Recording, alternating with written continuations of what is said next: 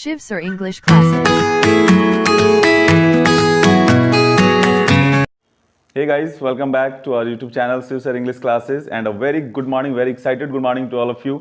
आज मैं आपके लिए कुछ ऐसे इस तरह के फ्रेजेज या सेंटेंसेस बताने वाला हूँ जो हम अपने डेली लाइफ में यूज़ करते हैं और हर दिन बोलते हैं और बहुत ही मतलब हम हिंदी में बोलते हैं इसलिए उन चीज़ों को पकड़ नहीं पाते, समझ नहीं पाते।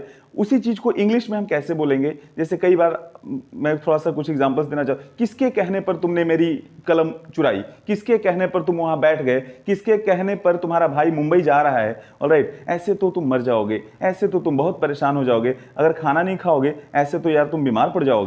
तो इस तरह के सेंटेंसेस 4 एडवांस स्ट्रक्चर मैं आपके लिए लेकर आया हूँ। आप इस वीडियो को अंत तक देखें ताकि डेली लाइफ में बोले जाने वाले कुछ इंग्लिश के सेंटेंसेस आप आराम से उसको इंग्लिश में कर सकें। Alright guys, so just look at the board. मैंने लिखा हुआ है ऑलरेडी, एट हुज बिहेस्ट। इसका मतलब क्या होता है?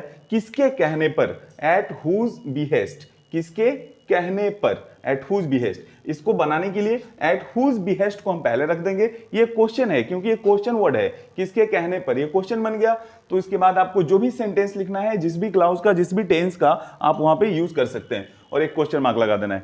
सपोज मुझे कहना है कि किसके कहने पर तुमने उसे पीटा, किसके कहने पर तुमने उसे पीटा। तो एक एग्जांपल मैं दे रहा हूं, एट हुज बिहेस्ट। बस इस स्ट्रक्चर को फॉलो करते जाइए। एट हुज बिहेस्ट, किसको पीटा, यानी हमारा टेंस जो है वो पास्ट टेंस है, सिंपल पास्ट है, तो डिड का यूज कर देंगे। एट हुज बिहेस्ट डिड, तुमने उसे पीटा, did you beat him.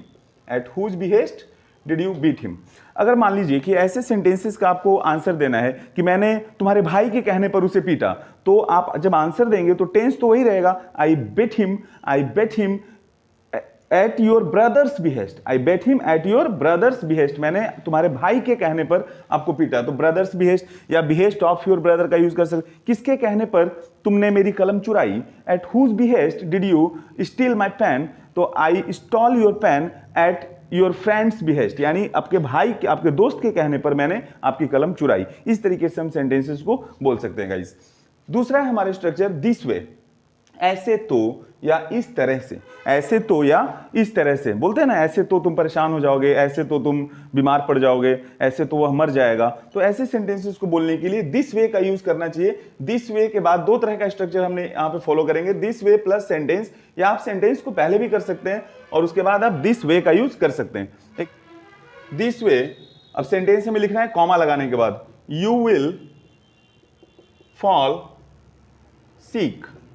This way you will fall sick. This way you will be in trouble. This way you will be in trouble. This way he will die. This way, जो भी आपको बोलना है, whatever you want to speak, you can speak from now. All right? Second to none, तीसरा हमारा structure है किसी से कम नहीं। सेकेंड टू नन, कई बार बोलते हैं तुम किसी से कम नहीं हो, उसका व्यवहार किसी से कम नहीं है, वह किसी हीरो से कम नहीं है, वह किसी मतलब जोकर से कम नहीं है, वह किसी पागल से कम नहीं है, वह किसी अच्छे लड़के से कम नहीं है। तो वह कम नहीं है के सेंटेंस में हम सेकेंड टू नन का यूज करते हैं, किसी से कम नहीं। जैसे तुम किसी से कम नहीं हो, तो सब्जेक्ट लगाना है, हेल्पिंग वर्ब लगाना है और सेकेंड टू नन का यूज कर देना है।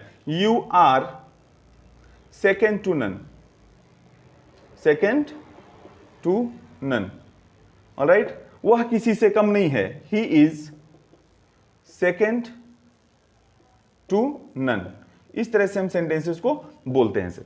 अब नेक्स्ट और लास्ट है हमारा एज ऑफ नाउ, आगे से, आइंदा से। कई बार अक्सर हम दिन में आगे से ना यहां मत बैठना, आइंदा से ना चोरी मत करना, आगे से ना अपने पापा की बात मानना, आगे से अपना ख्याल रखना, आइंदा से तुम मेरे घर मत आना, आइंदा से मैं तुम्हें नहीं पढ़ाऊंगा, आइंदा से तुम अपना होमवर्क कंप्लीट करना। समझ रहे हैं मैं क्या बोलने की कोशिश कर रहा हूं? तो ये सारे सेंटेंसेस को हम एज ऑफ नाउ से बोलेंगे आगे से। इसमें भी आप सेम दिस वे वाला स्ट्रक्चर है। एज ऑफ नाउ को अगर आप आगे रखेंगे तो एक कॉमा का यूज करना है, फिर आपको जो बोलना है बोल दीजिए, या फिर सेंटेंस बोलिए और फिर एज ऑफ नाउ। कुछ एग्जांपल्स देते हैं। हमने कहा as of now, as of now don't come here, don't come here। आइंदा से तुम यहां मत आना, as of now don't come here, आइंदा से तुम वहां मत बैठना। तो आप ऐसे ही बोल सकते हैं, या take care of yourself, ऐसे कर सकते हैं, take care of yourself as of now, as of now, अपना ख्याल रखना। Take care of yourself as of now, अपना ख्याल रखना। सो गाइज, ये सारे स्ट्रक्चर्स हैं, कुछ एग्जांपल्स हैं। अगर नहीं समझ में आए तो इस वीडियो को बार बार देखिए और आई होप कि ये वीडियो आपको समझ में आ गया होगा। अगर नहीं समझ में आया तो इसको बार बार आपको बस देखना है और कुछ नहीं करना, और ऐसे हमें प्रैक्टिस करना है। कुछ सेंटेंसेस मैं आपके सामने बोल रहा हूं। As of now don't pluck flowers, as of now don't go there, as of now don't play in sun. Alright, या आइंदा से आप धूप में ना खेलें, आइंदा से आप फूल ना तोड़ें, इस तरह। This way you will get fall, you will get seek, आप इस तरीके से बीमार पड़ जाएंगे, ऐसे तो आप बीमार पड़ जाएंगे, ऐसे तो मैं तुम्हें नहीं पढ़ा पाऊंगा। This way I can't teach you, I can't teach you. Alright guys, so listen to me, if you watch my videos daily, this way you can learn good English, understand? So guys, अभी तक अगर आपने मेरे channel को subscribe नहीं किया है तो I request you to subscribe this channel and hit the like button to get more updates. मिलते हैं अपने नेक्स्ट वीडियो में। Till then, take care, keep learning, keep smiling. Thank you, have a nice day.